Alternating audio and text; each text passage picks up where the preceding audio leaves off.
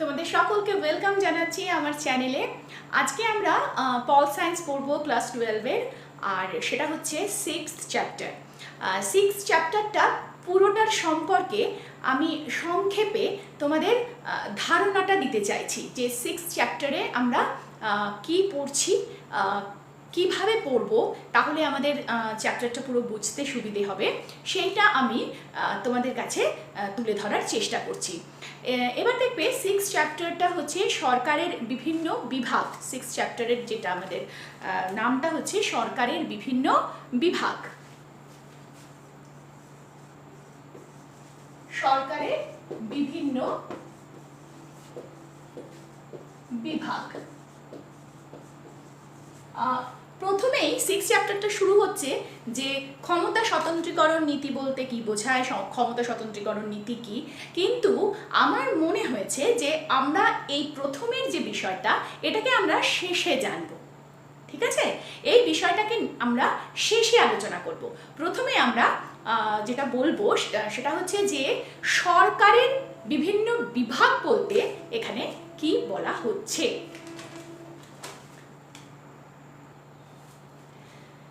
দেখো, প্রথমেই যেটা বলবো যে বর্তমানে আমাদের বিশ্বের রাষ্ট্রগুলো বেশিরভাগই হচ্ছে গণতান্ত্রিক, এবং আমরা সেখানে যুক্তরাষ্ট্রীয় কাঠামো দেখতে পাই। যেমন আমাদের ভারতবর্ষেও আমরা যুক্তরাষ্ট্রীয় কাঠামো দেখতে পাই। তো ক্লাস 12-এর স্টুডেন্ট হিসেবে আমাদের যুক্তরাষ্ট্রীয় কাঠামো বলতে কি বোঝায় সেটা অবশ্যই জানতে হবে। সেটা হচ্ছে যে যখন আমরা দেখতে পাচ্ছি যে একটা রাষ্ট্রে কেন্দ্র সরকার থাকছে এবং সেই সঙ্গে তার বিভিন্ন রাজ্যে বা স্টেটে আলাদা আলাদা করে রাজ্য সরকার থাকছে, সেই যে গঠনটা, সেই কাঠামোটাকে আমরা যুক্তরাষ্ট্রীয় শাসন ব্যবস্থার কাঠামো বলতে পারি। অর্থাৎ যুক্তরাষ্ট্রীয় কাঠামোর মধ্যে আমি পাচ্ছি কেন্দ্রীয় সরকার, যার সংখ্যা যদি বলি তাহলে কেন্দ্রীয় সরকার কেন্দ্রে একজনই থাকে, এক, কারণ কেন্দ্র মানেই সেটা একজনই হতে পারে। আর যতগুলো আমার স্টেট থাকবে, রাজ্য থাকবে, অঙ্গরাজ্য থাকবে, সেগুলো হচ্ছে রাজ্য সরকার সমূহ। ঠিক আছে, যেমন আমরা যদি ভারতের কথা বলি তাহলে আমাদের কেন্দ্রীয় সরকার রয়েছে, দিল্লিতে রয়েছে আমাদের কেন্দ্রীয় সরকার, এখন আমাদের বিজেপি আমাদের সরকারে রয়েছে।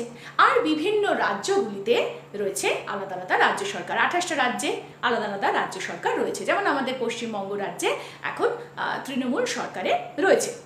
তো আর কেন্দ্রীয় শাসিত অঞ্চলগুলোও আমরা জানি সেটা কেন্দ্রের মাধ্যমে পরিচালিত হয়।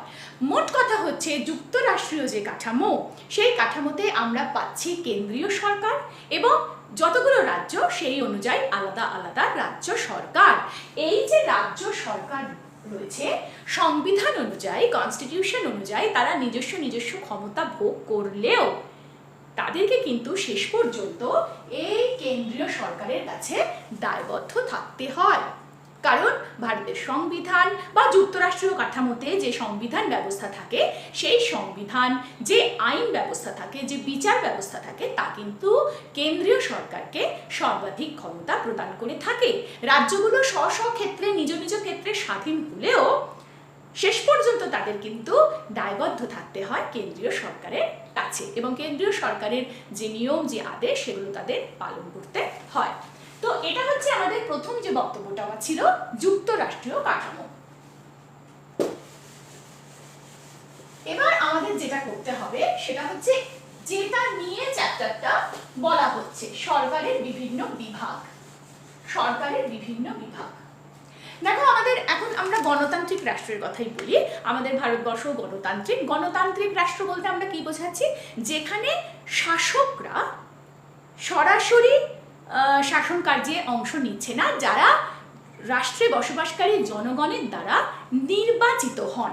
অর্থাৎ পরোক্ষভাবে যেখানে কাজটা হচ্ছে, অর্থাৎ এখানে আমরা ভোট দানের মাধ্যমে, নির্বাচনের মাধ্যমে আমাদের জনপ্রতিনিধিদের নির্বাচিত করি, এবং যে রাজনৈতিক দল, বহু রাজনৈতিক দল থাকে, যে দল সংখ্যাগরিষ্ঠতা পায়, অর্থাৎ যারা সব থেকে বেশি আসন লাভ করে ভোটে, তারা সরকার গঠন করে।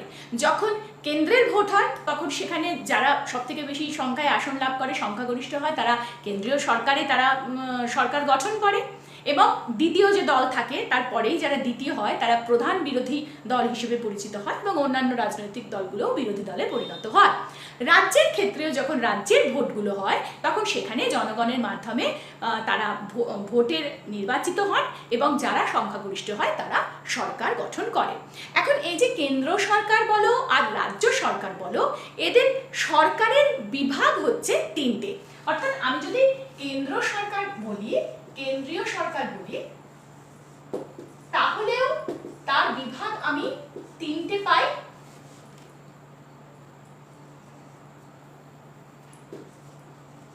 আইন বিভাগ, শাসন বিভাগ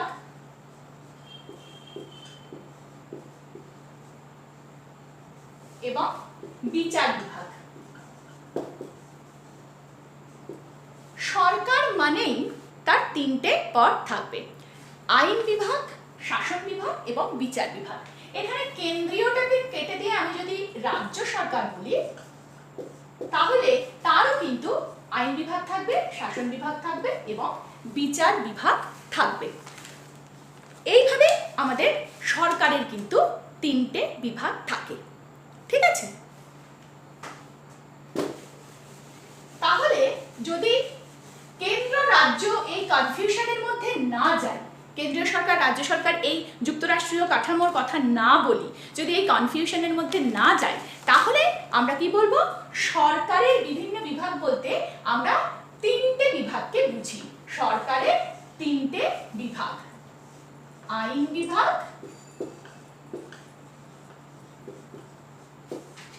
শাসন বিভাগ আর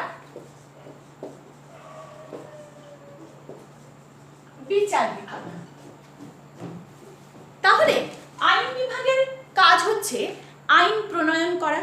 একটা রাষ্ট্র সে চলবে একটা নির্দিষ্ট নিয়মে, একটা নির্দিষ্ট ব্যবস্থার মধ্যে দিয়ে চলবে, কারণ রাষ্ট্র তো একটা ব্যবস্থা। তো সেই ব্যবস্থাটা চলবে কিভাবে, তার জন্য আইন প্রণয়ন করতে হবে এবং রাষ্ট্রের যে সংবিধান থাকবে সেই সংবিধানকে মাথায় রেখে সেই সংবিধান অনুযায়ী আইন প্রণীত হবে। সেটা হচ্ছে আইন বিভাগের কাজ। আইন তৈরি হয়ে গেল, এবার এই যে আইন তৈরি হলো, আইনকে কার্যক্ষেত্রে প্রয়োগ করতে হবে, আইনটাকে কাজে লাগাতে হবে, আইনটাকে কাজে লাগিয়ে রাষ্ট্রটাকে পরিচালনা করতে হবে। সেই কাজটা করবে শাসন বিভাগ। আর বিচার বিভাগ কি করবে? বিচার বিভাগের দায়িত্ব কিন্তু সবচেয়ে গুরুত্বপূর্ণ। সে আইন বিভাগের উপরেও নজর রাখবে, সে শাসন বিভাগের উপরেও নজর রাখবে। আইন প্রণীত হলো কিন্তু সেটা সংবিধান অনুযায়ী হলো তো? আইন প্রণীত হলো সেটা সঠিক বৈধ হলো তো? তার মধ্যে কোনো অবৈধতা, কোনো সেটা ইল্লিগাল কিছু হলো না তো? রাষ্ট্রের প্রত্যেকটা মানুষের স্বার্থ সেখানে অক্ষুণ্ণ থাকলো তো? রাষ্ট্রের পক্ষে সেটা উপযুক্ত হলো তো? এই সমস্ত প্রতিটা দিক দেখা, ভাবা, বিচার করা তার দায়িত্ব হচ্ছে বিচার বিভাগের। কারণ সংবিধানের ব্যাখ্যাকর্তা এবং রক্ষাকর্তা হিসেবে আমরা বিচার বিভাগকেই মনে করি। বিচার বিভাগই কিন্তু সংবিধানের ব্যাখ্যা করেন। সংবিধান সংক্রান্ত কোনো বিষয় নিয়ে যদি চাপানুতো সৃষ্টি হয় রাজনৈতিক দলগুলোর মধ্যে বা কেন্দ্র সরকার রাজ্য সরকারের মধ্যে, যদি কোনো নিয়ম নিয়ে কোনো আইন নিয়ে সমস্যা দেখা দেয়, তাহলে কিন্তু বিচার বিভাগই সেই সমস্যার সমাধান করেন, কারণ তারাই হচ্ছে সংবিধানের ব্যাখ্যাকর্তা এবং সংবিধানকে রক্ষার দায়িত্ব কিন্তু এই বিচার বিভাগের উপরেই থাকে। অর্থাৎ আইন প্রণীত হলো, আইন কার্যক্ষেত্রে প্রয়োগ হলো এবং সব কিছু আইন মোতাবেক হচ্ছে কিনা, আইন মাফিক হচ্ছে কিনা, কোনো রকম বেআইনি হচ্ছে না তো, এই সমস্ত দেখা, রাষ্ট্রের জনগণের মৌলিক অধিকার ঠিক মতন রক্ষা পাচ্ছে তো, এই সমস্ত বিচার ব্যবস্থাটা দেখার কাজ কিন্তু হচ্ছে বিচার বিভাগের। এই গেল আমাদের সরকারের তিনটে বিভাগ। এবার প্রথমে শাসন বিভাগটাকে নিয়ে একটু পর্যালোচনা করা যাক। প্রথমে আমরা শাসন বিভাগকে নিয়ে একটু আলোচনা করি। দেখো, শাসন বিভাগের অনেক রকম ভাগ হয়। শাসন বিভাগের আমরা অনেক রকম ভাগ পেতে পারি। ভাগে আমরা দুজনকে রাখবো, সেটা হচ্ছে নাম সর্বস্ব শাসক, নাম সর্বস্ব শাসক, আর একটা হচ্ছে প্রকৃত শাসক। নাম সর্বস্ব শাসক হতে পারে আর প্রকৃত শাসক হতে পারে, এটা শাসক বিভাগের এক ধরনের ভাগ। নাম সর্বস্ব শাসক মানে নামেই শাসক, তার নামে রাষ্ট্র চলছে, দেশ চলছে, কিন্তু তার হাতে সেরকম কোনো ক্ষমতাই নেই, মুকুটহীন রাজা। যেমন আমাদের ভারতবর্ষের রাষ্ট্রপতি বা আমাদের যে রাজ্যগুলোতে রাজ্যপালরা থাকেন তাদের কথাও বলা যায়, এরা কিন্তু প্রায় নাম সর্বস্ব শাসক। শাসক রয়েছেন কিন্তু সেই শাসক নাম সর্বস্ব। যেমন আমরা ইংল্যান্ডের রাজা রানীর নাম করতে পারি, এরা কিন্তু বংশ পরম্পরায় রাজা বা রানীর দায়িত্ব পান, ইংল্যান্ডের রাজা রানী। এবং ভারতের ক্ষেত্রে আমরা ভারতের রাষ্ট্রপতির কথাও বলতে পারি, এরা কিন্তু নাম সর্বস্ব শাসক, অর্থাৎ নামেই শাসক, কাজে নয়। আর প্রকৃত শাসক সেই হচ্ছে শাসক যে পরিচালনা করে। প্রকৃত শাসক হচ্ছে যে প্রকৃত পক্ষে, যে আসলে নামে নয়, যে আসলে দেশটাকে শাসন করছে, সে হচ্ছে প্রকৃত শাসক। এই যে প্রকৃত শাসক হচ্ছে প্রধানমন্ত্রীর দ্বারা পরিচালিত বা প্রধানমন্ত্রী সহ যে মন্ত্রী পরিষদ থাকে, অর্থাৎ প্রধানমন্ত্রী হচ্ছেন একেবারে শীর্ষে, সেই সৌরমণ্ডলে যেমন সূর্য, তাকে ঘিরে গ্রহ নক্ষত্ররা সব চলছে, সেরকম প্রধানমন্ত্রী সূর্যের মতন। এবং প্রধানমন্ত্রীর সঙ্গে যে মন্ত্রী পরিষদ, সেটাই কিন্তু হচ্ছে প্রকৃত শাসক। প্রধানমন্ত্রী সহ মন্ত্রী পরিষদ, মন্ত্রী পরিষদ। অর্থাৎ এই ইংল্যান্ডেও কিন্তু ইংল্যান্ডের রাজা বা রানী নাম সর্বস্ব, কিন্তু সেখানে আসলে শাসন করছে, প্রকৃত শাসক হচ্ছে প্রধানমন্ত্রী সহ মন্ত্রী পরিষদ।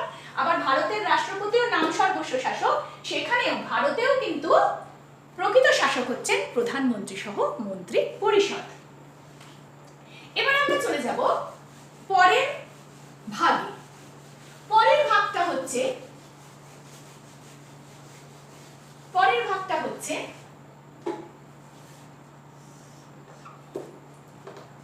একক পরিচালিত শাসন বিভাগ, একক পরিচালিত বা একক পরিচালক আছে যে শাসন ব্যবস্থায়, বা একক পরিচালিত শাসন বিভাগ, আর বহু পরিচালিত, অর্থাৎ সংখ্যার ভিত্তিতে, পরিচালকের সংখ্যার ভিত্তিতে আমরা শাসন বিভাগের এই ভাগটা দেখাতে পারি। একক পরিচালিত আর বহু পরিচালিত। একক পরিচালিত ব্যাপারটার মধ্যে যেখানে বলা হচ্ছে ক্ষমতা একজনের হাতেই থাকবে, অর্থাৎ এর মধ্যে আমরা একনায়কতন্ত্র আছে বলতে পারি। একক পরিচালিত, একজনের হাতেই সমস্ত ক্ষমতা, তাহলে এটা হচ্ছে একনায়কতন্ত্র, যেটা একজন নায়কের হাতেই সব দায়িত্ব, সেটা আমরা পেয়েছি। আমরা জার্মানে হিটলারকে পেয়েছি, ইতালিতে মুসোলিনিকে পেয়েছি। জার্মানে হিটলার, ইতালিতে মুসোলিনি আমরা পড়েছি। এরা একনায়কতন্ত্র চালিয়েছেন, অর্থাৎ শাসন ব্যবস্থা ছিল একক পরিচালিত। আর গণতান্ত্রিক রাষ্ট্রগুলোতে, যেখানে একনায়কতন্ত্র নয়, গণতন্ত্র রয়েছে, সেখানে কিন্তু বহু পরিচালিত। যেরকম প্রধানমন্ত্রী, কিন্তু সে একা তো করছে না, তার মন্ত্রী পরিষদ রয়েছে। যুক্তরাষ্ট্র, কেন্দ্র সরকারের হাতে যত ক্ষমতাই থাক না কেন, রাজ্য সরকারগুলোও রয়েছে, কেন্দ্র যা খুশি তাই করতে পারে না। অর্থাৎ একক পরিচালিত শাসন ব্যবস্থার মধ্যে একটা স্বৈরাচারিতার গন্ধ রয়েছে। আর বহু পরিচালিত মানে যেখানে বহু পরিচালকের একত্রিত কর্মকাণ্ডের দ্বারা, পরিশ্রমের দ্বারা, কার্যক্ষমতার দ্বারা শাসন ব্যবস্থা চলছে। আমরা যেমন প্রাচীনকালে আমরা যদি তোমার রোম, গ্রিস, এখানে আমরা যে পলিস করেছি, পলিস বা নগর রাষ্ট্র, সেখানে কিন্তু আমরা বহু পরিচালক সেই প্রাচীনকালে পেয়েছি, এ কোনো একতন্ত্র নয়। এবং পরবর্তীকালে আমরা কিন্তু ভারতের কথা বলতে পারি, ব্রিটেনের কথা বলতে পারি, এখানে কিন্তু বহু পরিচালিত শাসন ব্যবস্থা আমরা পাচ্ছি, যে অনেক জনের মিলিত প্রচেষ্টায় দেশ চলছে, কোনো একজনের কথায় সবকিছু হবে না, অর্থাৎ স্বৈরাচারিতা থাকা সম্ভব নয়, বহু পরিচালিত যে শাসন ব্যবস্থা। তাহলে পরিচালকের সংখ্যার ভিত্তিতে আমরা একক পরিচালিত শাসন বিভাগ আর বহু পরিচালিত শাসন বিভাগের কথা বলতে পারি। আবার বলছে মার্কিন যুক্তরাষ্ট্রে গণতন্ত্র আছে, কিন্তু একক পরিচালক বিশিষ্ট শাসন সেখানে কিন্তু বিশেষভাবে সমাদৃত। মার্কিন যুক্তরাষ্ট্রে সেখানে গণতন্ত্র, মার্কিন যুক্তরাষ্ট্রে গণতন্ত্র, কিন্তু সেখানে গণতন্ত্র থাকা সত্ত্বেও, থাকলেও মার্কিন যুক্তরাষ্ট্রে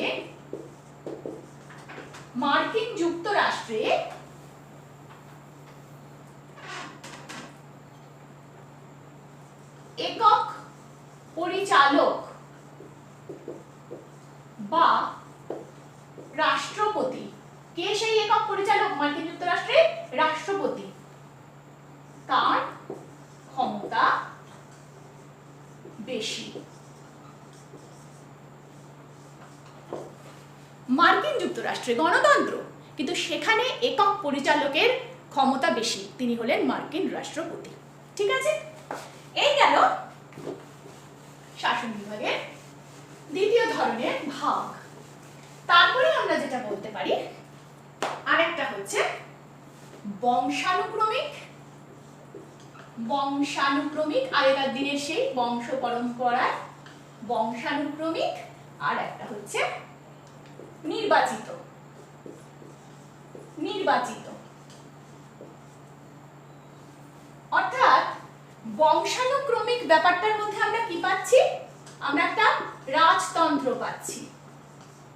আর নির্বাচিত যখন শাসন বিভাগ বা শাসন ব্যবস্থা নির্বাচিত প্রতিনিধিদের নিয়ে চলছে, তখন আমরা সেখানে গণতন্ত্রের কথা বলতে পারি। সেখানে আমরা গণতন্ত্রের কথা বলতে পারি। যেমন ধরো নির্বাচিত যদি আমরা বলি, আমাদের ভারতের উদাহরণটাই আমরা দিতে পারি। আর বংশানুক্রমিক যেটা, সেখানে আমরা ব্রিটেন, জাপান এগুলোর নাম করতে পারি। সেখানে কিন্তু বংশানুক্রমিকভাবে শাসক আসছে। তাহলে এই গেল আমাদের শাসন বিভাগের কতগুলো পার্ট। এবার দেখো শাসন বিভাগ কি কাজ করে। শাসন বিভাগের কার্যাবলী আমাদের জানতে হবে, সেগুলো তোমরা খুব ভালোভাবে পয়েন্ট আউট করে তোমাদের পড়তে হবে। শাসন বিভাগের প্রধান কাজই তো হচ্ছে, আইন বিভাগ আইন তো প্রণয়ন করে দিল, কিন্তু সেই আইনকে কার্যক্ষেত্রে প্রয়োগ করতে হবে, গোটা দেশটাকে পরিচালনা করতে হবে, দেশের শান্তি শৃঙ্খলা বজায় রাখতে হবে, খুঁটি নাটি ছোট বড় প্রতিটা বিষয়কে সম্মিলিতভাবে চালাতে হবে। সমস্ত দেশের মানে রাষ্ট্র ব্যবস্থাটার মূল দায়িত্ব তাদের ওপর, শাসন বিভাগের ওপরে। তো তাদের যেমন আভ্যন্তরীণ শান্তি শৃঙ্খলা সবকিছু বজায় রাখতে হবে, প্রতিটা জনগণের, প্রতিটা ব্যক্তি, প্রতিটা প্রতিষ্ঠান তাদের দায়িত্বে রয়েছে। সুতরাং শাসন বিভাগের স্বরাষ্ট্র দপ্তর, তাহলে প্রথম তার যে কাজ শান্তি শৃঙ্খলা বজায় রাখা, আভ্যন্তরীণ দিকটাকে ভালোভাবে দেখাশোনা করা, সেখানে তাকে সাহায্য করছে স্বরাষ্ট্র দপ্তর। সেই দপ্তরে স্বরাষ্ট্রমন্ত্রী থাকেন এবং তাকে অন্যান্য যে সমস্ত কর্মচারীরা তারা সাহায্য করছেন। তারপরে হচ্ছে তোমার পররাষ্ট্র দপ্তর। আমরা জানি যে একটা রাষ্ট্র সে স্বয়ংসম্পূর্ণ হতে পারে না। আমরা প্রথম চ্যাপ্টারে পড়েছি আন্তর্জাতিক সম্পর্কের কথা, বিশ্বায়নের কথা, অর্থাৎ একটি রাষ্ট্রকে অন্যান্য রাষ্ট্রের সঙ্গে নানা রকম সম্পর্কে লিপ্ত থাকতে হয়। সেই সম্পর্ক ভালো হতে পারে, মন্দ হতে পারে। পররাষ্ট্র দপ্তর সেই সমস্ত ইন্টারন্যাশনাল রিলেশনশিপ, আন্তর্জাতিক ব্যাপারটাকে দেখাশোনা করে। কূটনীতিবিদরা রয়েছেন, তারা সমস্তটাকে দেখাশোনা করছেন। এই পররাষ্ট্র বিভাগের দপ্তর রয়েছে পররাষ্ট্র দপ্তর, পররাষ্ট্রমন্ত্রী পররাষ্ট্র দপ্তর সেই সমস্ত দেখাশোনা করছেন। এরপরে আমরা চলে যাই যে শাসন বিভাগ কিন্তু প্রতিরক্ষা প্রতিরক্ষা তার একটা বিশাল দায়িত্ব। দেশকে শুধু অভ্যন্তরীণ দিক থেকেই তো সুরক্ষিত রাখলে হবে না, বহিঃশত্রুর আক্রমণ, বাইরের গোটা বিশ্বের মধ্যে আমার দেশকে সুরক্ষিত রাখতে হবে, দেশকে ভালোভাবে সুরক্ষা দিতে হবে। সুতরাং প্রতিরক্ষার ব্যবস্থা, সেনাবাহিনী, সেটাকে আমাদের সুন্দরভাবে গড়ে তুলতে হবে, একেবারে শক্তিশালী তাদের করে তুলতে হবে, সব রকম ব্যবস্থা রাখতে হবে। যুদ্ধ করা উচিত নয়, যুদ্ধ করা হবে না, সেটা বিশ্ব শান্তির সঙ্গে যায় না। এখন সম্মিলিত জাতিপুঞ্জ রয়েছে, আন্তর্জাতিক বিচারালয় রয়েছে, যুদ্ধকে কেউ প্রশ্রয় দেয় না, যুদ্ধ কেউ করে না, কিন্তু নিজের সুরক্ষা তো বজায় রাখতে হবে। নিজের সুরক্ষার জন্য, যে কেউ যদি আমার ওপর কোনো রকম আঘাত হানে তার যাতে আমরা যোগ্য প্রত্যুত্তর দিতে পারি, সেজন্য প্রতিরক্ষার ব্যবস্থা অত্যন্ত গুরুত্বপূর্ণ। স্থলবাহিনী রয়েছে, বিমান বাহিনী রয়েছে, নৌবাহিনী রয়েছে, সমস্ত সেনা নায়কদের, সমস্ত সেনা বাহিনীকে সেইভাবে এগিয়ে নিয়ে সেইভাবে চলতে হবে যারা দেশের পুরো প্রতিরক্ষার দায়িত্বে রয়েছে, এবং সেটা চালিয়ে নিয়ে যাচ্ছে শাসন বিভাগ, প্রতিরক্ষা দপ্তর রয়েছে। শাসন বিভাগ আইন সংক্রান্ত কিছু কাজও করে, যেমন আইন বিভাগের অধিবেশনের সময় ছাড়াও আইন বিভাগের অধিবেশনকে ডাকা, আইন বিভাগের আইনসভার অধিবেশনকে ডাকা, তারপরে আইনসভার যে কক্ষ থাকে সেই নিম্ন কক্ষকে অনেক সময় ভেঙে দেওয়া, হ্যাঁ, আইনসভার অধিবেশনকে স্থগিত রাখা, যে এখন আইনসভার অধিবেশন চালানো যাবে না, স্থগিত রাখা, এই সমস্ত কিন্তু শাসন বিভাগ করে থাকে। যেমন আমরা জানি জরুরি পরিস্থিতি, রাষ্ট্রে সেরকম জরুরি ব্যবস্থার দরকার হলে রাষ্ট্রপতি শাসন জারি হয়, সেই রাষ্ট্রপতি তো শাসন বিভাগেরই প্রধান অঙ্গ। সুতরাং শাসন বিভাগ আইন সংক্রান্ত বহু কাজ করে। অর্থ বিল যেটা, সেটা আমরা জানি যে অবশ্যই আমরা অর্থ নিয়ে যখন আলোচনা করব, অর্থ সংক্রান্ত, সেখানে আমরা সেটা নিয়ে আলোচনা করব। তো যাই হোক, আইন বিভাগের কিছু কাজও, আইন সংক্রান্ত কিছু কাজও কিন্তু শাসন বিভাগ করছে। তারপরে বিচার সংক্রান্ত কাজও কিন্তু শাসন বিভাগকে করতে হয়। যেমন বিচারপতিরা, তাদের নিয়োগ করা, তাদের পদোন্নতি, তাদের বদলি করা, এই সমস্ত কাজ শাসন বিভাগকে করতে হয়। এরপরে আমরা দেখি যে বিচার বিভাগে রাষ্ট্রপতির একটা ভূমিকা থাকে। কাউকে ফাঁসির আদেশ করা হয়েছে, সে কিন্তু তার জীবন ভিক্ষা, প্রাণ ভিক্ষা, বা কাউকে বিশেষ কোনো সাজা দেওয়া হয়েছে, সেই সাজার থেকে সে যদি মুক্তি পেতে চায় তাহলে সে কিন্তু রাষ্ট্রপতির কাছে সেটা জানাতে পারে। রাষ্ট্রপতির সাহায্যে, রাষ্ট্রপতির দয়ায় সে কিন্তু ফাঁসি তার মুকুব হতে পারে, সে কিন্তু আবার প্রাণ ফিরে পেতে পারে। অর্থাৎ শাসন বিভাগের প্রধান লোক রাষ্ট্রপতি, সে কিন্তু আইন বিভাগে, বিচার বিভাগের কাজও সে করছে। আর যেটা বলছিলাম অর্থ সংক্রান্ত কাজ, এই যে কর ব্যবস্থা, ট্যাক্স, যেটা শুল্ক, তারপরে তোমার এই যে নানা রকম ঋণের ব্যবস্থা করা, হ্যাঁ, কতটা ঋণ দেওয়া হবে, কিভাবে ঋণ নেওয়া হবে, এই সমস্ত ব্যাপারগুলো কিন্তু শাসন বিভাগকে দেখাশোনা করতে হয়। এবং অর্থমন্ত্রী রয়েছে, সেটার জন্য অর্থ দপ্তর রয়েছে। অর্থমন্ত্রী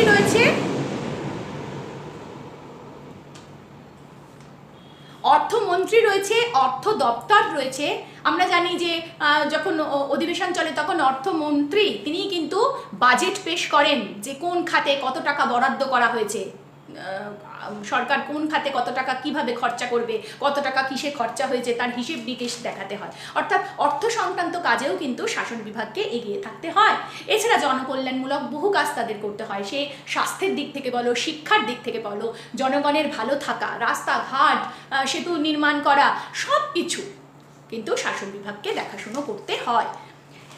এরপরে আমরা যে বিষয়টা একটু ছুঁয়ে যাব সেটা হচ্ছে আমলাতন্ত্র। আমলাতন্ত্র বলতে আমরা কি বুঝি, এই শাসন বিভাগের সঙ্গেই কিন্তু রিলেটেড ব্যাপারটা। আমলাতন্ত্র, এই আমলা কারা? আমলা হচ্ছে সরকারের স্থায়ী উচ্চপদস্থ কর্মচারী, যারা এই যে এতক্ষণ ধরে বলে গেলাম, শাসন বিভাগ এই স্বরাষ্ট্র দপ্তর, এই পররাষ্ট্র দপ্তর, এই প্রতিরক্ষা দপ্তর, আইন বিভাগের কাজ করছে, শাসন বিভাগের কাজ করছে, জনকল্যাণমূলক কাজ করছে, অর্থ সংক্রান্ত কাজ করছে। মুখে কয়েকটা পয়েন্ট বলে দিলাম তা তো নয়, এই বিশাল কর্মকাণ্ড চলছে। মন্ত্রীরা তো করছেন না, প্রধান কাজটা করছে কর্মচারীরা। এবং এই আমলা, এরা হচ্ছে উচ্চ পদস্থ, যাদেরকে আমরা এক্সিকিউটিভ অফিসার্স বলতে পারি। এই উচ্চ পদস্থ কর্মচারীরা, এরা হচ্ছে সরকারের একেবারে অমূল্য সম্পদ। এই যে উচ্চ পদস্থ কর্মচারীরা, এরা সরকারের বদল হতে পারে, 5 বছর অন্তর অন্তর ভোট হচ্ছে, সরকার বদলে যেতে পারে, কিন্তু এই আমলাদের কিন্তু কোনো বদল হচ্ছে না। যে সরকারই আসুক না কেন, আমলারা কিন্তু তাদের কাজ করে চলছে, তারা কিন্তু তাদের জায়গায় স্থায়ী, তারাই কিন্তু এই সমস্ত কর্মকাণ্ড চালাচ্ছেন নেপথ্যে। সামনে আমরা দেখছি মন্ত্রীদের, সামনে আমরা দেখতে পাচ্ছি মন্ত্রীদের, যেরকম আমরা সিনেমায় নায়ক নায়িকা কলাকুশলীদের দেখছি, ডিরেক্টরকে দেখতে পাচ্ছি না, সে কিন্তু পুরো ব্যবস্থাটাকে চালাচ্ছে, পুরো সিনেমাটা সেই তৈরি করেছে ক্যামেরার পিছনে, সামনে আসেনি।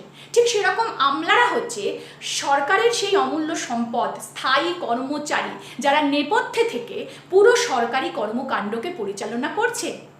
যে সরকার এসেছে সে ভালো না মন্দ, তার উত্থান হচ্ছে না সে পতনের দিকে যাচ্ছে, সেই সরকার থাকবে কি থাকবে না, কি তার বদল হয়ে গেল, নতুন সরকার এলো, এগুলো কিন্তু আমলাতন্ত্র, আমলাদের ওপর কোনো প্রভাব ফেলে না, তারা তাদের কাজগুলো করে যায়। এই আমলারা যদি এবার সৎ ব্যক্তি না হন, তাদের মধ্যে অসততা থাকে, তারা ঘুষ খেয়ে থাকে, তারা যদি দেশের প্রতি, আদর্শের প্রতি অবিচল না থাকে, তাহলে দেশের ক্ষতি, তাহলে সরকারের ক্ষতি। আমলাদের বিরুদ্ধে বলা হয় যে তারা বিত্তবান শ্রেণী, ধনী শ্রেণীর পদলেহন করে। মার্ক্স তো আগেই বলে গেছিল যে রাষ্ট্র ব্যবস্থাটাই তো হচ্ছে একটা শোষণের যন্ত্র, ধনী শ্রেণী রাষ্ট্র ব্যবস্থার মাধ্যমে শোষণ করে দরিদ্র শ্রেণীকে। তো আমলারা বিত্তবান শ্রেণীদেরকে ভীষণ তাদের উপরে রাখে, তাদের দিকে খেয়াল রাখে, এটা আমলাদের বিরুদ্ধে বলা হয়। আমলারা ভীষণ দীর্ঘসূত্রিতা, আমলারা কাজ ফেলে রেখে দেয়, ফাইল জমে যাচ্ছে, আমলারা ভীষণ দীর্ঘসূত্রিতা চালায়, কারণ সরকার বদল হলেও তাদের তো চাকরি স্থায়ী, তারা নির্দিষ্ট বয়স অবধি চাকরি করবে। তো এই আমলারা, এই উচ্চ পদস্থ সরকারি কর্মচারীরা, তারা জানে যে তারা স্থায়ী এবং তাদের হাতে রয়েছে প্রচুর ক্ষমতা, কারণ সরকারের খুঁটিনাটি, সরকারের পুরো ব্যবস্থাটাই তারা চালাচ্ছে, সেই শক্তিটাকে তারা কাজে লাগায় এবং অনেক সময় তারা এই শক্তিকে ভুলভাবে ব্যবহার করে। দীর্ঘসূত্রিতা, শর্ট কোশ্চেনেও থাকে যে আমলাতন্ত্রের একটা প্রধান বাজে দিক কি হতে পারে, দীর্ঘসূত্রিতা, কাজকে বেকার ফেলে রেখে যে কাজ তাড়াতাড়ি হওয়া যায়, যে কাজ তাড়াতাড়ি হলে জনগণের সুবিধা হবে, সেটাকে তারা দীর্ঘসূত্রিতার মধ্যে ফেলে দেয়, প্রচুর সময় নিয়ে নেয়। এছাড়া বিত্তবান শ্রেণীর তারা পদলেহন করে, সেটাও একটা আছে। তো যাই হোক, এইভাবে আমলারা কিন্তু থাকে এবং তাদের মধ্যে যদি স্বেচ্ছাচারিতা, হৃদয়হীনতা এই সমস্ত থাকে, তাহলে কিন্তু সেটা খুবই দুর্ভাগ্যের বিষয়। আর উল্টো দিকে তারা যদি বিচক্ষণ হন, তারা যদি তাদের জ্ঞান বুদ্ধি অভিজ্ঞতা যদি খুব ভালো হয়, তাহলে সরকারের মঙ্গল হয়, তাদের পদোন্নতি হয়, সরকারি ব্যবস্থা, শাসন বিভাগের কার্য খুব ভালোভাবে পরিচালিত হতে পারে। তো এই হচ্ছে আমাদের শাসন বিভাগের ওপর ছোট্ট আলোচনা। শাসন বিভাগের কার্যাবলী, এই প্রশ্নটা তোমরা খুব ভালোভাবে পড়বে। এই যে বলে দিলাম, আভ্যন্তরীণ শৃঙ্খলা রক্ষা, পররাষ্ট্র দিকটা দেখা, প্রতিরক্ষা, আইন সংক্রান্ত, বিচার সংক্রান্ত, জনকল্যাণমূলক, অর্থ সংক্রান্ত, এইভাবে পয়েন্ট আউট করে তোমরা লিখবে। এরপরে আমরা চলে যাচ্ছি আইন বিভাগ নিয়ে আলোচনা করতে। শাসন বিভাগের পরে আমরা যেটা নিয়ে আলোচনা করব সেটা হচ্ছে আইন বিভাগ। আইন বিভাগ যারা আইন প্রণয়ন করছে, আইন বিভাগের কিন্তু প্রধান কাজটা চলছে, কারণ দেশ কোন পদ্ধতিতে, কোন নীতিতে, কোন আইনে চলবে সেটা চলছে কিন্তু আইন বিভাগের মাধ্যমে। আইন বিভাগ আমাদের ভারতবর্ষে আমরা জানি পার্লামেন্ট, আমরা সবাই জানি। আইন বিভাগের ক্ষেত্রে আমরা যেটা বলবো যে এখানে একটা বিষয় রয়েছে যে আইন বিভাগ কটা কক্ষ থাকবে, কতগুলো কক্ষ থাকবে আইন বিভাগের, এই নিয়ে একটা বিতর্ক যে কতগুলো কক্ষ থাকবে, বা এক একটা দেশে এক এক রকম পদ্ধতি। এক কক্ষ বিশিষ্ট হতে পারে, দ্বিকক্ষ বা দুটো কক্ষ বিশিষ্ট আইনসভা হতে পারে। অর্থাৎ আইন বিভাগ এক কক্ষ বিশিষ্ট হতে পারে, যার একটা কক্ষেই সবকিছু আইন প্রণীত হচ্ছে, আইন তৈরি হচ্ছে এবং সেই আইন পাস হচ্ছে, সেই আইন হিসেবে বলবৎ হচ্ছে, সেটা এক কক্ষের মধ্যেও হতে পারে। আর আরেকটা হচ্ছে দ্বিকক্ষ, মানে দ্বি বলতে দুটো, দ্বিকক্ষ বিশিষ্ট, একটা এক কক্ষ বিশিষ্ট আর একটা হচ্ছে দ্বিকক্ষ বিশিষ্ট। ঠিক আমি যেভাবে বলছি তোমরা যদি খাতায় লিখে লিখে পড়ো, দেখবে আর গুলিয়েও যাবে না, আর পড়তেও ভালো লাগবে, পড়াটা রেডি হয়ে যাবে। এবার দেখো, এক কক্ষ বিশিষ্ট অনেকগুলো দেশের নাম বলতে পারি, যেমন চীন, নেপাল, বাংলাদেশ। চীন, নেপাল, বাংলাদেশ, হ্যাঁ, চীন, Nepal, Bangladesh, Egypt, Kuwait, Iran, Cuba, উত্তর দক্ষিণ কোরিয়া, নিউজিল্যান্ড, এরা অনেক রাষ্ট্র রয়েছে যেখানে আইন বিভাগের একটা কক্ষ থাকে, এক কক্ষই সব কাজটা করে। আর দ্বিকক্ষ বিশিষ্টর মধ্যে অবশ্যই আমরা আমাদের নিজেদের দেশের নাম আগে রাখি, ভারত, যেখানে আইন বিভাগ দুটো কক্ষ বিশিষ্ট। আমাদের যে কেন্দ্রীয় আইনসভা পার্লামেন্ট, তার দুটি কক্ষ রয়েছে, নিম্ন কক্ষ লোকসভা, উচ্চ কক্ষ রাজ্যসভা। রাজ্যের যে আইন বিভাগ তাকে দুভাগে ভাগ করা যায়, সেখানেও দুটো কক্ষ, বিধানসভা, বিধান পরিষদ। ঠিক আছে? তো এই যে দ্বিকক্ষ বিশিষ্ট, আমরা প্রথমেই ভারতের নাম করলাম, এরপর আমরা মার্কিন যুক্তরাষ্ট্র বলবো, ইংল্যান্ড বলতে পারি, কানাডা বলতে পারি, অস্ট্রেলিয়া বলতে পারি, ফ্রান্স বলতে পারি। এই সমস্ত বড় বড় রাষ্ট্রে কিন্তু দুটো কক্ষ বিশিষ্ট বা দ্বিকক্ষ বিশিষ্ট আইনসভা আমরা দেখতে পাই, একটা নিম্ন কক্ষ, একটা উচ্চ কক্ষ। এই দ্বিকক্ষ বলতে আমরা কি বোঝাচ্ছি? একটা নিম্ন কক্ষ, একটা উচ্চ কক্ষ। ঠিক আছে? একটা নিম্ন কক্ষ, একটা উচ্চ কক্ষ। এখানে এই যে নিম্নকক্ষ, যেটা নিম্নকক্ষে যারা বসছে, যারা নিম্নকক্ষ চালাচ্ছে, তারা কারা? প্রধানমন্ত্রী পরিচালিত, কেন্দ্রের ক্ষেত্রে প্রধানমন্ত্রী পরিচালিত মন্ত্রিপরিষদ এবং বিরোধী দলও সেখানে থাকছে। আর উচ্চকক্ষ হচ্ছে পরোক্ষভাবে নির্বাচিত ব্যক্তিরা। এদেরকে নিম্নকক্ষ বা প্রধানমন্ত্রী এদেরকে বিভিন্ন ক্ষেত্র থেকে নির্বাচন করেন। সঙ্গীত জগৎ, শিল্প জগৎ, খেলার জগৎ, চলচ্চিত্রের জগৎ, সাহিত্য, বিভিন্ন যে গণ্যমান্য ব্যক্তিরা থাকেন তাদেরকে রাজ্যসভায় নির্বাচিত করা হয়, যাতে বিভিন্ন বিষয় দেশকে অগ্রগতির দিকে নিয়ে যাওয়ার জন্য তারা সাহায্য করতে পারে। এই কারণে উচ্চকক্ষ রাখা হয় এবং সেখানে এই ধরনের গণ্যমান্য ব্যক্তিদেরকে নিয়ে আসা হয়। তারা তাদের বিচক্ষণতা, তাদের জ্ঞান ইত্যাদির ওপর নির্ভর করে মতামত প্রদর্শন করেন। কিছু ক্ষেত্রে যেমন প্রশ্ন থাকে, এক কক্ষ বিশিষ্ট আইনসভার কি ভালো দিক কি মন্দ দিক, বা দ্বিকক্ষ বিশিষ্ট আইনসভার কি ভালো দিক কি মন্দ দিক। এক কক্ষ বিশিষ্ট আইনসভার ক্ষেত্রে বলা হয় যে প্রথমত এখানে একটা কক্ষ রয়েছে, তারা খুব চটজলদি আইন প্রণয়ন করতে পারছে, তারা নিজেদের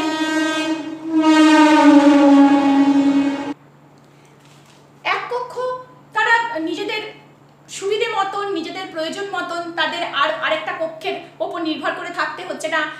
একটা আইন প্রণীত হওয়ার পর আরেকটা কক্ষতে সেটা বিলটা পাস হবে কিনা এই সমস্ত বেশি সময় লাগছে না। খুব চটজলদি একটা কোনো বিশেষ পরিস্থিতিতে, কোনো জরুরি অবস্থায়, কোনো আপৎকালীন পরিস্থিতিতে চটজলদি একটাই কক্ষ, তারা চটজলদি আইন প্রণয়ন করে ফেলতে পারছে। আবার আরেকটা কক্ষ, সেই সমস্ত ব্যক্তি, সেই সমস্ত মন্ত্রীদেরকে রাখা মানে তাদের জন্য একটা বিশাল খরচা, তাদের বাড়ি ঘরের ব্যবস্থা করা, তাদের নিয়মিত তাদের যে মাইনে দেওয়া, তাদেরকে যে মানে সেই বিলাসিতার মধ্যে রাখা, একটা প্রচুর খরচা। এই সমস্ত বিভিন্ন দিক আছে যারা এক কক্ষ বিশিষ্ট আইনসভাকে সমর্থন করেন। যেমন হচ্ছে বেনথাম, ল্যাস্কি, এরা এক কক্ষ বিশিষ্ট আইনসভাকে সমর্থন করছেন যে অনেক ভালো এক কক্ষ বিশিষ্ট আইনসভা থাকা, দুটো কক্ষ থাকার কোনো দরকার নেই, এক কক্ষ বিশিষ্ট আইনসভাই সুন্দরভাবে আইন প্রণয়ন করতে পারে এবং রাষ্ট্রকে পরিচালনা করতে পারে। আর যারা দুটো কক্ষের সমর্থনকারী, যেমন জন স্টুয়ার্ট মিল, ব্রাইস গেটল, এরা বলছে না, দুটো কক্ষ থাকলে কি হয়, নিম্ন কক্ষ যেটা, অর্থাৎ যে প্রধান আইনটাকে প্রণয়ন করছে, তারা স্বৈরাচারিতা দেখাতে পারবে না। তারা যদি কোনো ভুল পদক্ষেপ নেয় তাহলে রাজ্যসভা, যেহেতু বিশিষ্ট ব্যক্তিদের দিয়ে তৈরি হচ্ছে, তারা কিন্তু তাদের ভুলটা ধরিয়ে দিতে পারবে। অর্থাৎ নিম্নকক্ষকে কিন্তু একটু হলেও চাপে থাকতে হচ্ছে যে রাজ্যসভা রয়েছে তার উপরে উচ্চকক্ষ, এবং সেখানে কিন্তু আবার আইনটাকে পর্যালোচনা করার জন্য বলতে পারে যে না, এটা ঠিক কাজ হচ্ছে না, তারা স্বৈরাচারী হতে পারবে না। এছাড়া উচ্চকক্ষে যে সমস্ত মানুষরা রয়েছেন তারা জ্ঞানীগুণী ব্যক্তি, খেলার জগতের থেকে জ্ঞানীগুণী ব্যক্তি, তারা দেশের খেলার সম্পর্কে বহু গুরুত্বপূর্ণ মতামত দিতে পারে। শিক্ষার ক্ষেত্রে শিক্ষা জগতের শিক্ষাবিদরা যখন উচ্চকক্ষে রয়েছে তারা শিক্ষার ক্ষেত্রে মতামত দিতে পারে। স্বাস্থ্যের ক্ষেত্রে স্বাস্থ্যের দিক থেকে বিশেষভাবে বিশেষজ্ঞ ব্যক্তি সেই মতামত দিতে পারে। অর্থাৎ জ্ঞানীগুণী ব্যক্তিদের মতামতটা পাওয়া যাচ্ছে। এইভাবে দ্বিকক্ষ বিশিষ্ট আইনসভার পক্ষে অনেক কথা বলা যায়।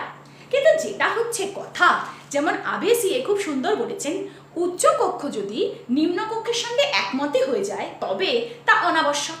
যদি নিম্নকক্ষ যা বলছে উচ্চকক্ষ তাতেই সায় দিচ্ছে, তাহলে তার থাকার দরকার নেই, অনাবশ্যক। আর যদি একমত না হয় তবে তা ক্ষতিকারক। আর যদি একমত না হয় তাহলে আবার একটা বিষয় নিয়ে গোলযোগ সৃষ্টি হবে, বিরোধিতার সৃষ্টি হবে, আইন প্রণয়নে দীর্ঘ সময় লাগবে, আইন প্রণয়নে বাধা দেখা যাবে, রাষ্ট্রের ক্ষতি হবে। সুতরাং এইভাবে আবেসিয়ে খুব সুন্দরভাবে ব্যাখ্যা করে দেখালেন যে দ্বিকক্ষের কিন্তু সমস্যা রয়েছে। এইভাবে আমরা এক কক্ষ বিশিষ্ট আইন বিভাগ এবং দ্বিকক্ষ বিশিষ্ট আইন বিভাগের কথা কিন্তু আমরা বলতে পারি। আর যেটা বলার সেটা হচ্ছে যে আইন বিভাগের মধ্যে আমরা তাহলে পাচ্ছি এই যে নিম্ন কক্ষ বা আমাদের রাজ্যের যে বিধানসভার কথা বলা হচ্ছে সেখানে কারা রয়েছে? মুখ্যমন্ত্রী পরিচালিত মন্ত্রী পরিষদ। আর নিম্নকক্ষ যে পার্লামেন্টে সেখানে প্রধানমন্ত্রী পরিচালিত মন্ত্রী পরিষদ, বিরোধীরাও রয়েছে। সেখানে আইন প্রণয়ন হচ্ছে, সংবিধান অনুযায়ী আইন প্রণয়ন করা হচ্ছে, যে আইন কিন্তু অনুযায়ী দেশ শাসিত হবে। অর্থাৎ আইন প্রণয়নের মতন গুরুত্বপূর্ণ কাজ কিন্তু আইন বিভাগ করছে, তাদের কিন্তু সব থেকে গুরুত্বপূর্ণ কাজটা করতে হচ্ছে।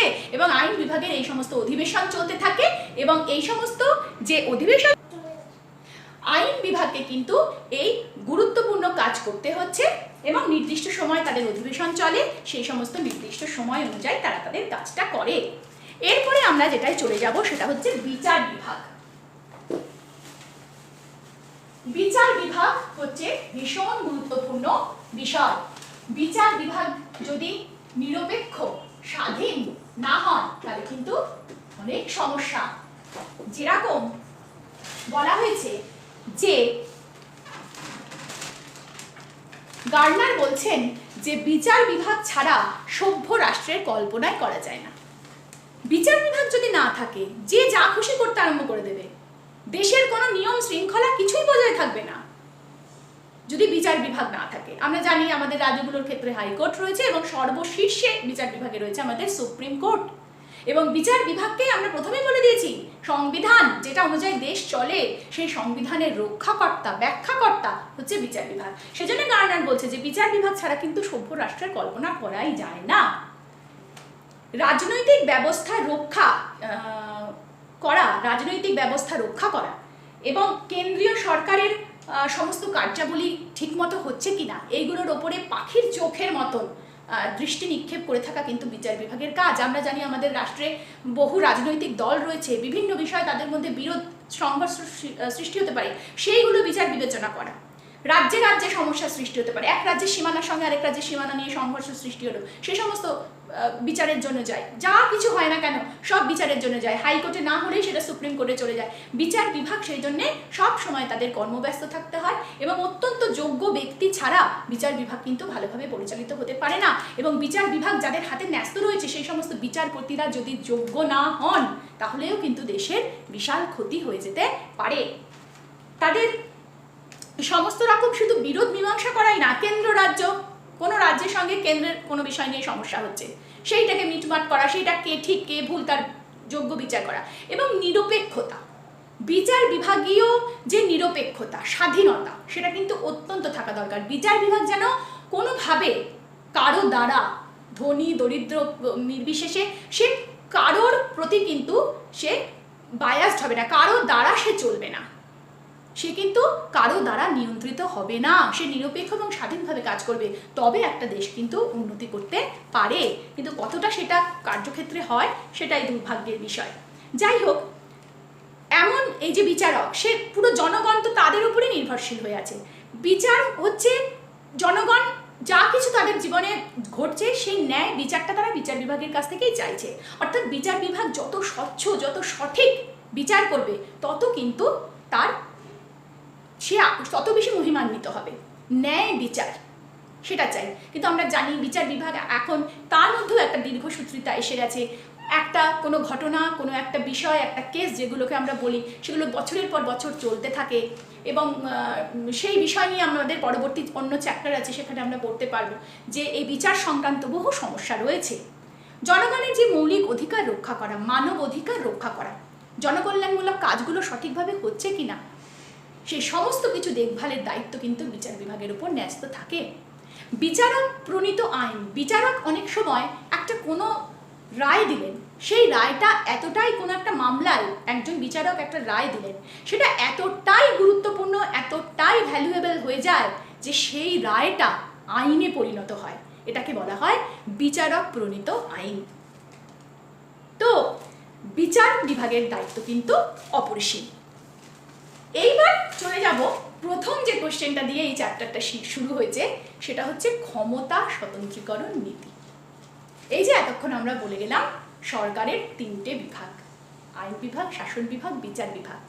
এবার হচ্ছে ক্ষমতা স্বতন্ত্রীকরণ নীতির প্রশ্ন।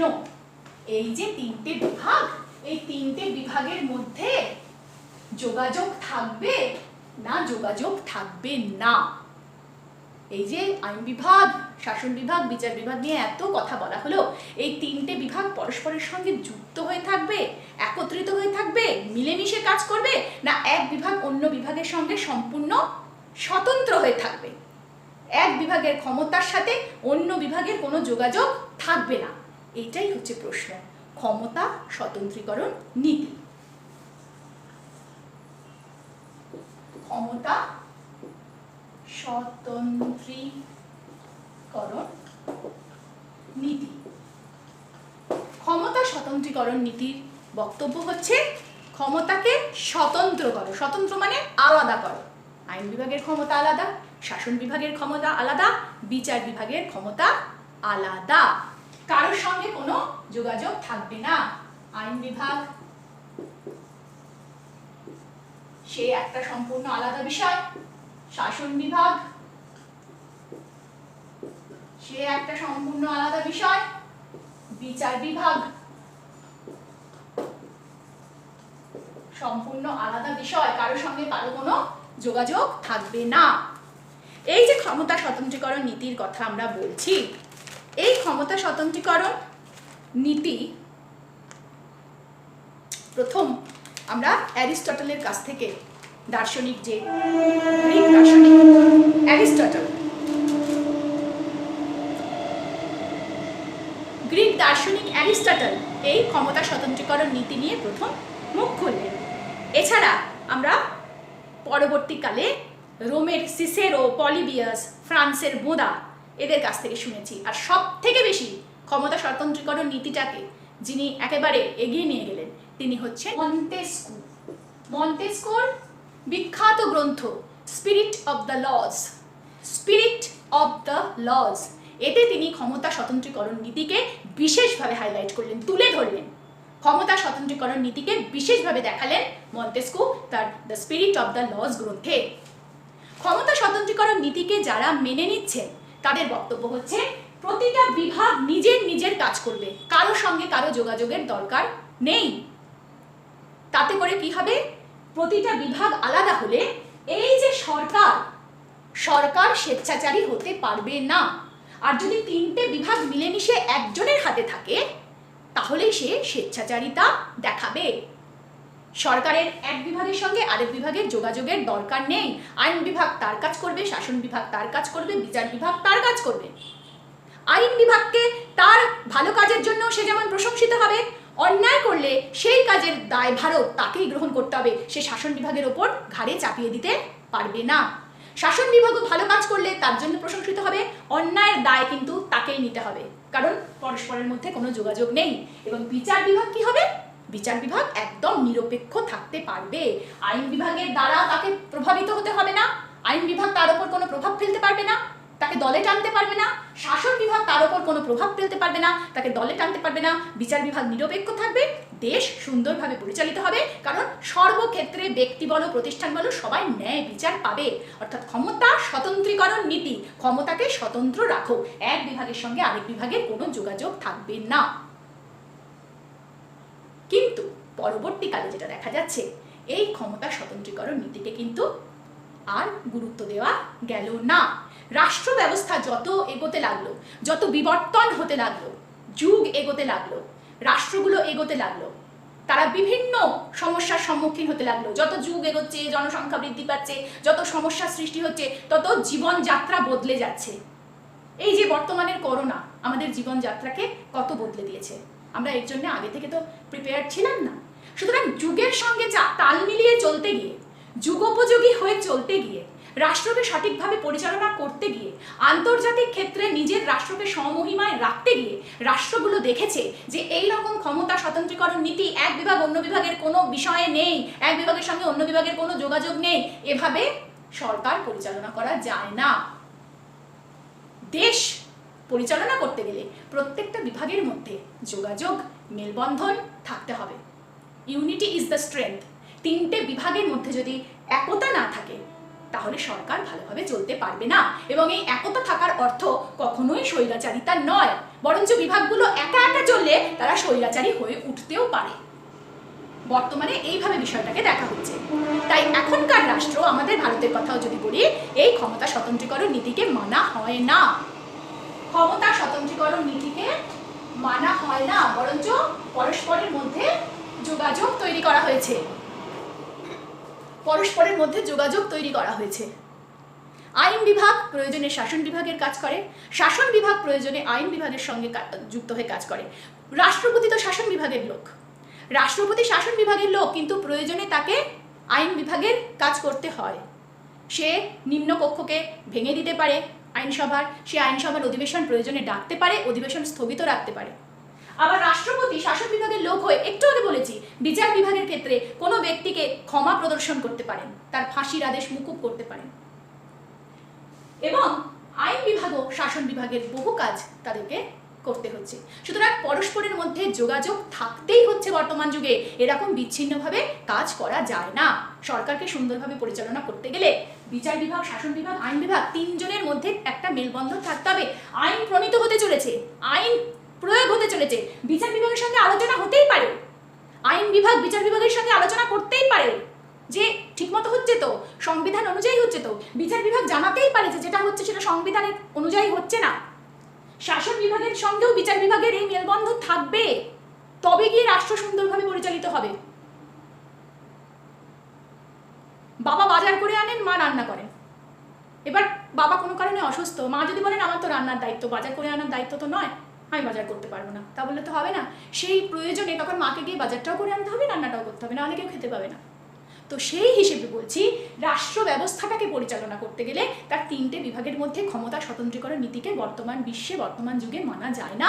তিনটে বিভাগের সঙ্গে একত্রিত হয়েই কাজ করে। হ্যাঁ, প্রত্যেকেরই আলাদা আলাদা ক্ষমতা রয়েছে, প্রত্যেকেরই আলাদা আলাদা কাজ রয়েছে। আইন বিভাগ আইন প্রণয়ন করে, শাসন বিভাগ আইনকে কার্যক্ষেত্রে প্রয়োগ করে, বিচার বিভাগ বিচার ব্যবস্থা সংক্রান্ত কাজ করে, সে তো আমরা জানি। কিন্তু তাদের মধ্যে কোনো মেলবন্ধন থাকবে না, কোনো যোগাযোগ থাকবে না। ক্ষমতা স্বতন্ত্রীকরণ নীতিকে একেবারে কট্টরভাবে মানতে হবে, সেটা বর্তমান যুগে হয় না। তবে হ্যাঁ, সব শেষে যেটাকে আমরা উপসংহার বলি, সেখানে আমরা বলতে পারি যে হ্যাঁ, তবে যতই যাই হোক না কেন, বিচার বিভাগ যদি একটু স্বতন্ত্র থাকে তাহলে ভালো হয়। বিচার বিভাগের স্বাধীনতাটা কিন্তু একটু বেশি থাকা দরকার, না হলে বিচার বিভাগ নিরপেক্ষতার সঙ্গে কাজ করতে পারবে না। বিচার বিভাগ যদি নিরপেক্ষ না থাকে তাহলে কিন্তু রাষ্ট্র ব্যবস্থা ভেঙে পড়তে পারে, জনগণ সেখানে সুবিচার থেকে বঞ্চিত হতে পারে। সুতরাং ক্ষমতা স্বতন্ত্রীকরণ নীতির ক্ষেত্রে, সেটাকে ক্ষমতা স্বতন্ত্রীকরণ নীতিকে আমরা তার বিরুদ্ধে কথা বললেও বিচার বিভাগের স্বতন্ত্রতাকে কিন্তু বা নিরপেক্ষতাকে কিন্তু আমরা একটু বেশি মাত্রায় গুরুত্ব দিতে পারি। তো এই ছিল আমার গোটা 6 চ্যাপ্টার নিয়ে তোমাদের সঙ্গে একটা আলোচনা। যদি তোমাদের ভালো লাগে, যদি তোমরা বুঝতে পারো, তাহলে খুব খুশি হব। দেখা যাক নেক্সট কি ভিডিও পল সায়েন্সে তোমাদের জন্য করতে পারি। আর যারা এখনো চ্যানেল সাবস্ক্রাইব করোনি, প্লিজ চ্যানেলটা তাড়াতাড়ি সাবস্ক্রাইব করে নিও। অনেকেই প্রশ্ন করছো, অনলাইন ক্লাসের কথা বলছো। পুজোর পরে আমি অনলাইন ক্লাসের ব্যবস্থা করব।